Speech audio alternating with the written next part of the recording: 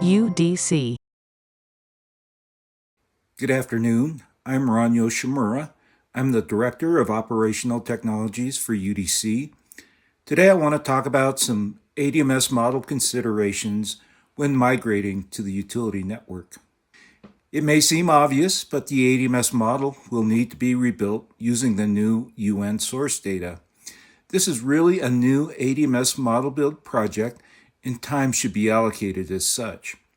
A data engineering workshop will need to be performed, which maps the new UN source data to the ADMS schema. If the ADMS was implemented on the geometric network, this will save some time as the hierarchy and AORs have already been set up. Declutter levels have been developed, and importantly, symbology defined. We recommend starting the ADMS model development after some data has been migrated to the utility network. Probably not on your production environment, but maybe on a QAS domain.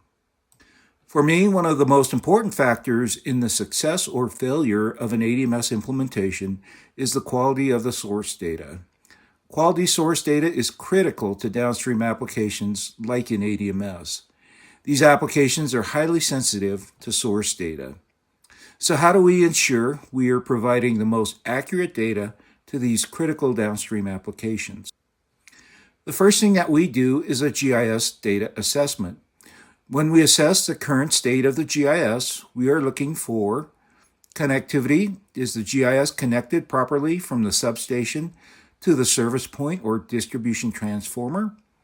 Are required attributes for supporting an ADMS populated and consistent, like phase designation, nominal voltage, feeder ID, and switch positions? Phasing consistency is always the hardest to ensure. Are business rules in place for the GIS? For example, is the medium voltage network connected to the low voltage network via distribution transformers? Domain values. Are domains used and consistent? If a lot of issues are found, you may want to correct them in your existing ArcMap environment, as the tools are probably more familiar to your users. This slide is from our partners at AspenTech Emerson, and it's showing the data engineering workbook. The workbook maps source data to the AspenTech schema that supports AspenTech ADMS products. This step will need to be done as the ADMS model needs to use the new source information. From the slide, we have the AspenTech schema on the left, source data in the center, and which ADMS applications the data is to support on the right. So what are the future ADMS applications? Is it DPF, FLISR, VVC, or others? Each of these applications have unique data requirements. From the workbook, for loads or distribution transformers, to support DPF highlighted in the blue box, we need kilowatt and kVAR attribute information. For an OMS, the GIS may provide enough information to build the network model. But for an ADMS, additional data will be required from other enterprise applications. After making the decision to migrate to the utility network, need to decide on which UN model to use. The Esri Essentials model represents the electrical network. But will this model support all of your advanced DMS applications?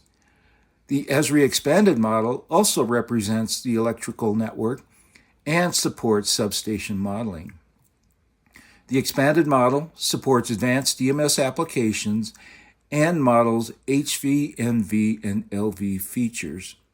There are other UN models to consider as well. Once a UN model has been selected, need to map the current geometric network model to the selected utility network model. Schema mapping is a very detailed process, and adequate time should be allowed to perform this critical task. Need to go from feature class and subtype to asset group and asset type. Need attribute field level mapping as well. And from the mapping, you will be able to discern, do subtypes in the geometric network match asset types in the utility network, and do fields and feature classes match fields in the utility network. The goal is to develop a comprehensive UN model that supports GIS requirements, ADMS, and other downstream products. The results are a model that supports outage management, DMS applications, switching, and DERMS, a model that supports substation modeling, which is needed for some DMS applications, a complete HV, MV, and LV network model, and if done properly, we have an engineering-grade model that supports downstream enterprise applications. Once some GN data is migrated to the utility network, consider building a small number of subnetworks. With data in the utility network, we can perform a UN data assessment. This identifies other issues in the data that may affect the utility network and ADMS performance. This also identifies connected and disconnected features and gives us a good example of what the data will look like in the utility network. The UN assessment also identifies errors in the source data, errors that are important to correct for the utility network and also for supporting an ADMS. Using the results of our UN data assessment, we develop short and long-term mitigation plans for correcting errors.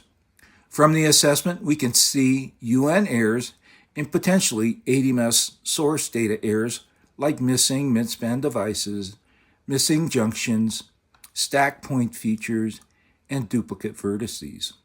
Tucson Electric Power is in the process of migrating to the utility network, and UDC is updating their model build process to incorporate the new UN source data. If they exist, consider options for the ADMS model build. Our partner, AspenTech Emerson, offers two options for the model build. Leitmotif Maestro is the traditional method for building the ADMS model. This is a proven method for building the model and is being used by many utilities globally. It also includes support for advanced DMS applications, and configuration is time-consuming, but there are some resources available. Symphony is the other option for building an ADMS model. It is a newer option based on SIM, which is an industry standard for data exchange, and it supports HV, MV, LV, and substation modeling. This is an example of the Leitmotif Maestro model build process. This is really a two-step process with Leitmotif based on the Leitmotif configuration, extracting data from the GIS. Leitmotif outputs intermediate data format files, or IDFs. The IDFs are consumed by Maestro, and Maestro builds the EMAP database, which supports AspenTech ADMS products. Symphony maintains the as-built and as-operated network models and provides electric grid data in SIM format. SIM ensures data consistency, provides a defined schema with connectivity and required attributes. SIM is the model, Network Model Manager is the data editor and publisher. It ensures the data is correct, complete, and consistent before it is shared across systems. It also validates network connectivity, ensures compliance with SIM standards, tracks versions, and only publishes validated models to systems like ADMS and DERMS. This is an architecture example of Symphony Network Model Manager. It shows the integration with GIS in the lower left. There are also integrations with engineering and planning applications and native integration with AspenTech OT applications like ADMS, EMS, and DERMS. So to recap, some things to consider when migrating to the utility network. Assess current state source data and applications. Identify future state applications and their data requirements. Identify the most appropriate UN model. Migrate some circuits to the utility network and perform a UN data readiness assessment, which identifies other data deficiencies. Select the most appropriate model build process if options exist. When all the data comes together and an ADMS network model can be properly built, important ADMS applications like Flizzr can be reliably executed.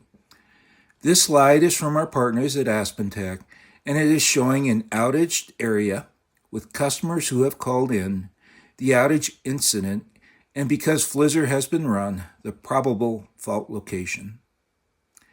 Thank you for listening. This is all I have. UDC